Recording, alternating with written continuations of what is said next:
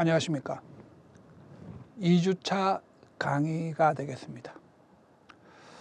지금 저희들은 교육심리학을 이제 살펴보고 있는 과정이거든요.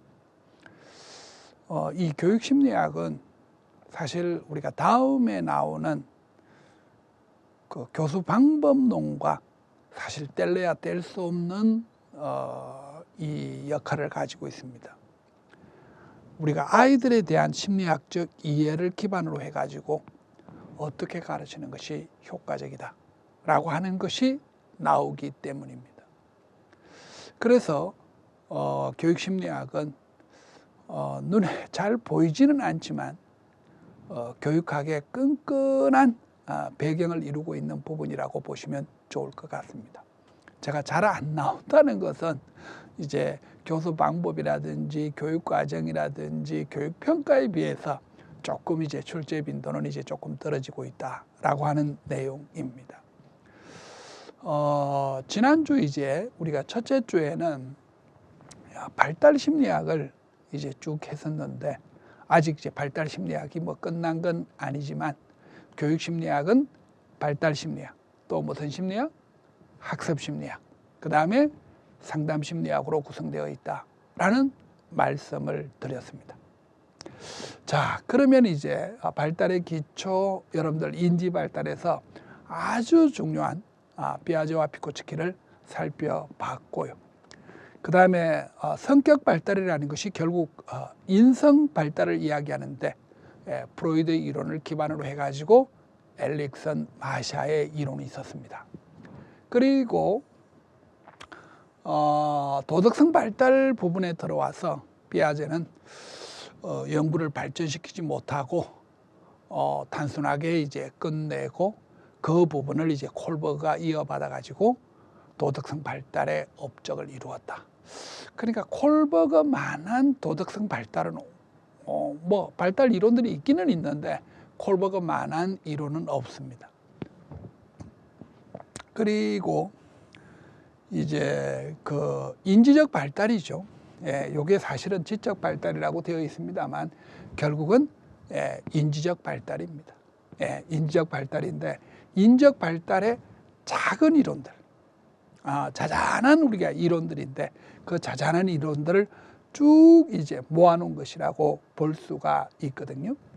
그래서 이제 지난주에 첫째 주에 지능 이론을 했습니다.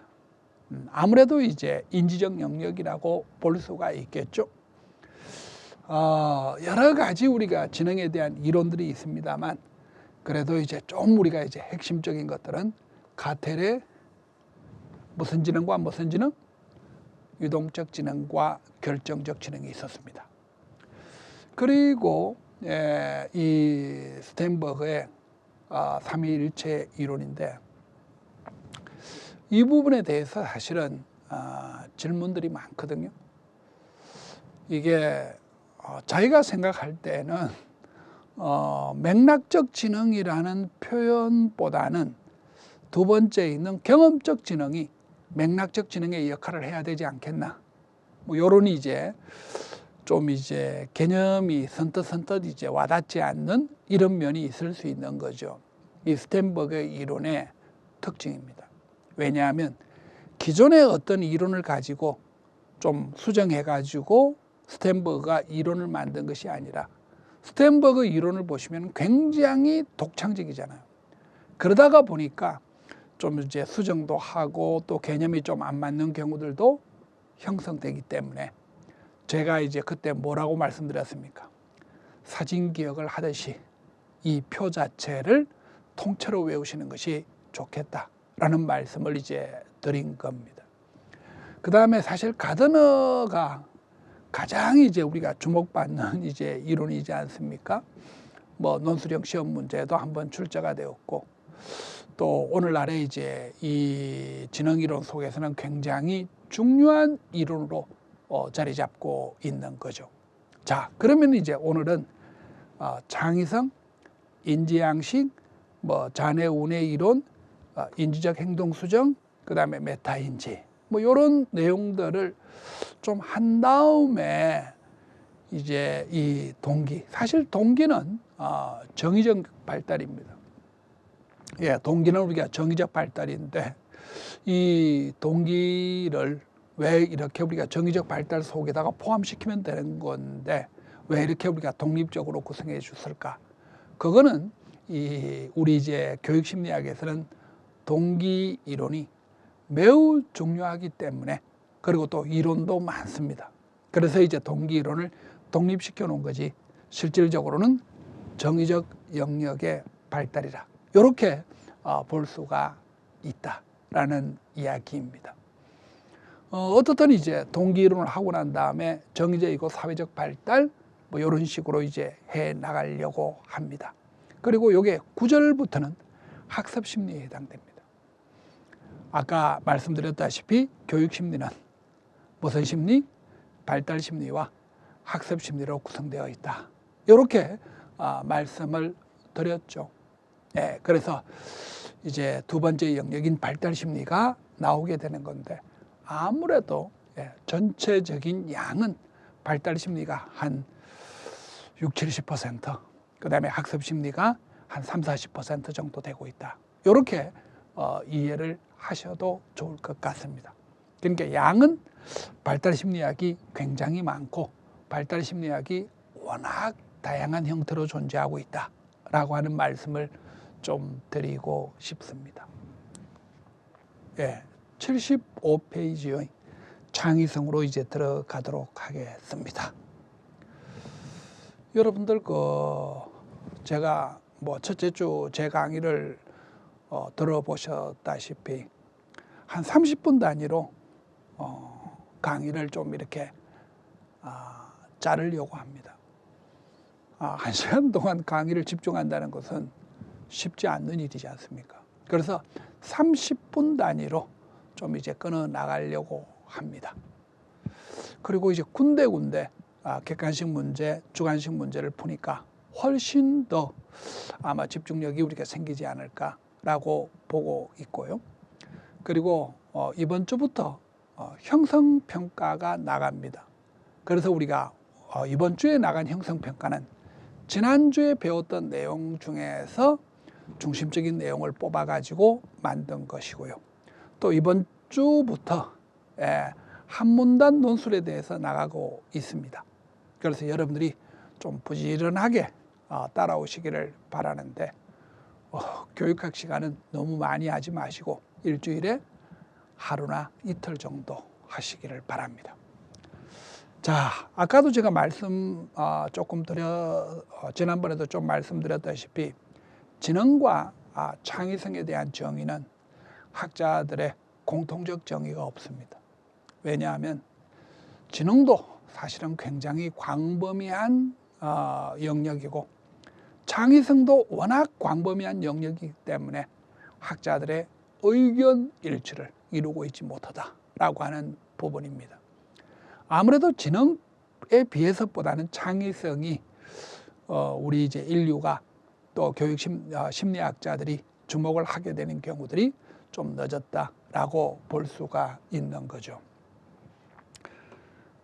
그래서 이제 일반적으로 쭉 이제 정리를 하면 창의성은 사회적 유용성을 가지는 참신한 산물을 만드는 능력이다. 이렇게밖에 정의할 수가 없다는 겁니다.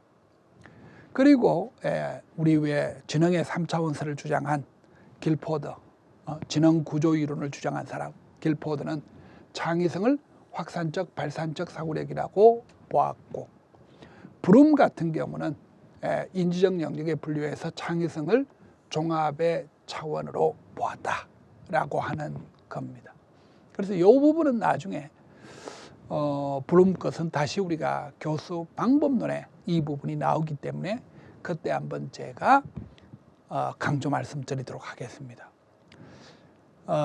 이게 이런 게 있습니다.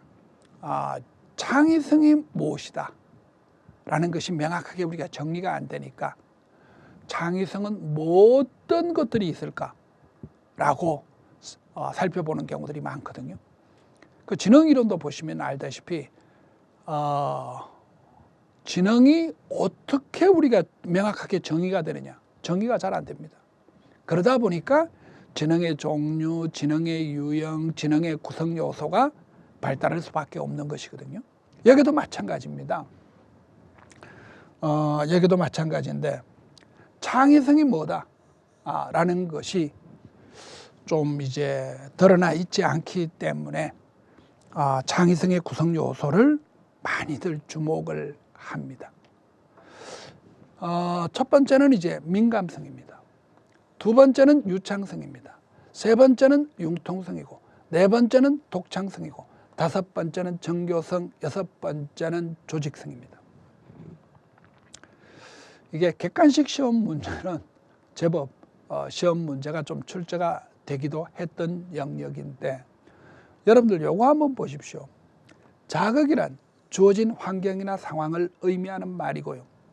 반응이란 자극에 대한 행동, 아이디어 등을 우리가 지칭해 주는 것이거든요. 이걸 제가 왜 말씀드리냐면은 심리학에서 말하는 자극과 반응은 이렇게 개념 정리가 된다는 겁니다. 여러분들 제 강의는 여러분들에게 뭐가 됩니까? 여러분들 학습 반응에 자극이 되는 거죠. 제 강의를 어떻게 하느냐에 따라서 여러분들의 학습의 반응이 커질 수도 있고 적어질 수도 있기 때문이라는 거죠. 그러니까 자극은 주어진 상황, 환경을 이야기하는 것이기 때문에 자극의 창의성, 말이 어색하다는 겁니다. 이러한 자극을 가지고 자기가 어떻게 창의적인 아이디어를 내고 창의적인 행동을 하고 창의적인 생각을 하느냐, 이게 창의성이라는 겁니다. 그래서 민감성이라는 것은 자극에 대한 민감한 반응, 유창성이라는 것은 많은 반응을 뜻합니다. 그 다음에 융통성이라는 것은 유연성, 다양성이라고도 이야기를 하는데 다양한 반응을 이야기해 주는 것이죠. 독창성이라는 것은 새롭고 독창적 반응을 이야기합니다. 정교하고 정밀한 반응을 정교성이라고 이야기를 하는 것이죠. 그리고 이러한 요소들을 적절하게 우리가 새롭게 재조직하는 능력을 조직성이라고 이야기를 합니다. 예. 그래서 이제 창의성을 이제 여러분들이 이해하실 때 민감한 반응, 유창한 반응, 융통적인 반응, 독창적 반응, 정교한 반응, 재조직성, 이런 것들이 창의성을 이루는 것이지 않을까라고 학자들은 이제 생각을 하는 거죠.